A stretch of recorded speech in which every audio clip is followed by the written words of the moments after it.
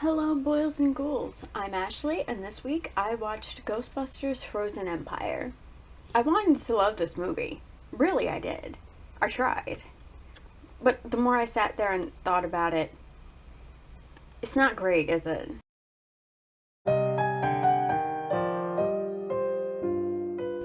Now, I've been trying to compile my thoughts into some sort of cohesive plan to do this video. I'm actually filming this video kind of late for me. Like, this video is going up tomorrow. And, yeah, I don't normally leave it to the last minute, but I spent the last 4 or 5 days trying to put my thoughts down. I got things on the laptop, things on the phone. So, since I can't get anything down cohesively, I'm just gonna stream of consciousness word vomit at you, and you're gonna get what you're gonna get with this one. Because I feel like it matches the whole vibe of this movie. You're gonna get what you're gonna get. Right off the bat, they introduce us to a ghost. The Hell's Kitchen sewer dragon, which I'm from New York, right? Long Island. And I've heard about a lot of things living in the sewers, right? Alligators, Ninja Turtles. We're all familiar with Pizza Rat. I've never heard of the Hell's Kitchen sewer dragon, so I'm pretty sure they made this one up. I thought that would be the baddie for this movie. Would have been cool. But no. We're introduced to some new gadgets they have. They've got like a drone trap. Love that. Why they didn't start with that with the flying dragon ghost, I don't know. They started with the RC car that we were familiar with from the previous movie. And I was like, okay, this is going to be good. This is going to be great. The further we get into the movie, I realize there's not a whole lot going on. Obviously, it focuses on Phoebe. She was kind of the focus of the first one, too. You know, she's very much a teenager in this one. And she and her mom have that typical, like, mother-daughter dysfunction, tension. Like, she's outright rude to her mom at one point. And she even says, like, if you weren't a Spangler, you'd be answering our phones.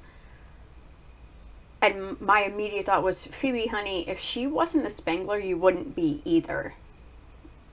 You know, but teenagers, right? If I so much as thought of talking to my mom that way, I would need the Ghostbusters, because she would come back from the grave to haunt me and drag me back with her. There was a point in this movie where I realized I was watching Ghostbusters 2.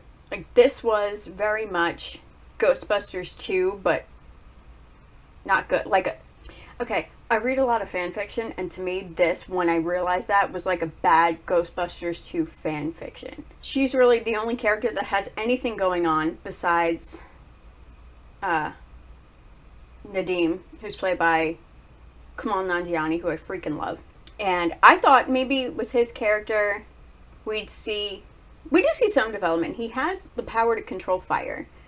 I was really hoping there would be like some sort of training montage. Like, that would have been really cool. Because Winston started a, like, Ghostbusters R&D division inside an abandoned aquarium, which I love.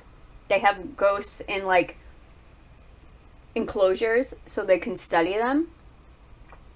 And they, like, run tests on haunted objects that Ray brings from his shop. Like, I love that. I love that idea. I wish we got more of that, right? Because Lucky works there, but you don't really see her too much.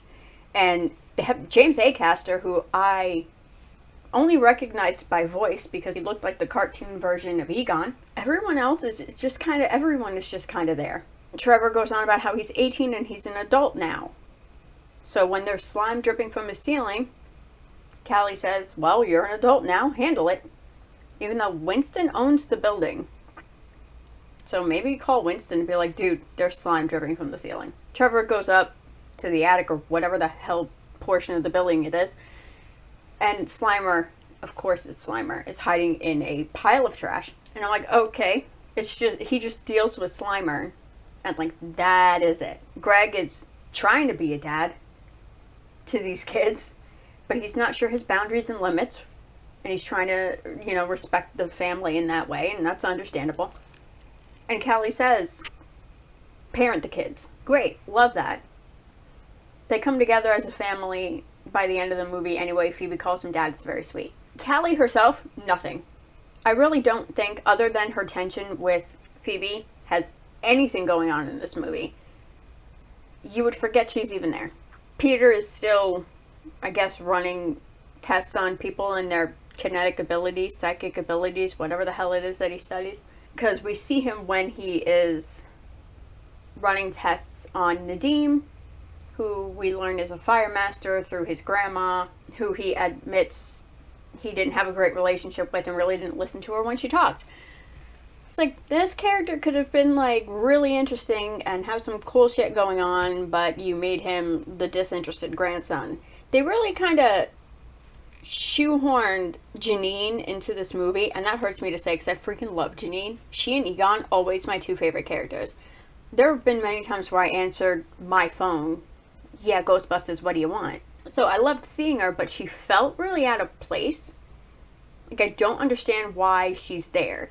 If she showed up at the end of Afterlife as part of the team, I would get it.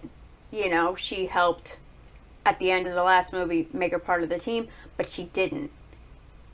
At least I don't remember her being there. Pretty sure it was just the three living ones and the ghost of Egon, but she is very much part of the team. She even has her own jumpsuit with a name tag. That podcast kid still just wears his own that he made. Which, by the way, he lied to his parents about where he was, so he can hang out with Ray at the shop and help him run a YouTube channel where he evaluates people's potential haunted objects, which, by the way, I would watch. Like a Paranormal Antiques Roadshow situation, I would watch that. And, like, podcast is even standing off to the side and he leans down and reminds Ray to tell people to like and subscribe. So I'm also going to take this moment to remind you to like and subscribe. I don't know if this movie is meant to be nostalgic or they're leaning too much into the nostalgia. Because, like I said, it gave me very much Ghostbusters 2-ish. Like, it's very inspired by that. To the point where, in one scene where Winston is walking them through GBR&D, one of the rooms behind him has two people in it. One of them is hosing down the other with what I'm pretty sure is the slime from Ghostbusters 2. Let's see, what else was there? Instead of Janusz, we have the flaming ghost girl. Vigo stuck in a painting. We have Karaka stuck in a brass ball. Ray gets possessed by the painting of Vigo. Phoebe gets kind of possessed by Karaka so he can escape. It's very... I'm seeing a lot of similarities. Now, that could just be me. I could be very wrong here. But once I saw it, now I can't unsee it. I don't know. If it's meant to be on purpose, cool. But also wasn't really done well. So I don't know if that's like them trying to make it similar. So you get that nostalgia feeling. Like you get with the first one, but the first one was done so well. It wasn't a direct retelling of the first Ghostbusters movie. Yeah, it had the same demon god entity thing at the end, but it was done in a different way. It expanded on that. Like, I think they should have gone maybe with the sewer dragon and brought in something new and did it in a different way instead of it's another, like, god deity creature thing stuck in an object that is using somebody else to kind of do its bidding. It's very similar in that respect, and not in an enjoyable way for me. Slimer is only there to deal with the rogue possessor that's bouncing around. It felt like they didn't know how else to work. Like, they wanted him for that, but couldn't work him into the story. A lot of things just felt kind of like put there, you know? The only characters with anything really going on is Phoebe and Nadine. And that's it. Phoebe is in her angry teenage mode, and Nadim is the one you need to save the day. This could have been so much better. I really think it could have been. Because it was funny. I laughed, but it doesn't hit the same as all of the other Ghostbusters movies. And yes, I'm considering the Ghostbusters that has Melissa McCarthy and Thor in it. I do like that movie. I know they're making these movies because Dan Aykroyd said if you put the original Ghostbusters in it, we'll sign up for 3 movies. You put us in it for 3 movies, we'll let you, you know. Because this is Dan Aykroyd's baby. He wrote the original Ghostbusters. right, with Harold Ramis. So I'd like to speak with Mr. Aykroyd and ask him, what about this script seemed good to you? Or maybe it's one of those situations where the script was good and what you filmed is good, but the movie that comes out is not the movie that you filmed. Because I hear that a lot. Because things can change a lot in editing. I'd like to talk for a moment about the mini puffs. I loved them in the first one. They're a little unhinged, clearly. I don't think we needed them in this movie. I really don't. They even get their own end credit scene where they're stealing a Stay Puft Marshmallow truck. If you only put them in that, I would have loved it. I would have thought it was hilarious. It's too much with the mini puffs. I'm sick of them. They're a little too weird. And if you just left it at the end credit scene, I would have enjoyed it. I think even Pod says that they're like a menace or a nuisance or annoying or something. Because they're just kind of everywhere. The whole confrontation portion of this movie was... It was very meh. You know? I expect more, I think, out of a Ghostbusters conflict scene. And when they're describing Garaka, and he's got these long, spindly fingers, and he's really thin, uses fear to kill people, brings the cold with him, my first thought was, oh, so he's like a Dementor. He's like the granddaddy of Dementors. Okay. But that's just my nerd brain. You know, that's just my nerd brain likening this to something else I already know does something similar. Did I expect more from this movie? Yes, I did. Do I hate it? No.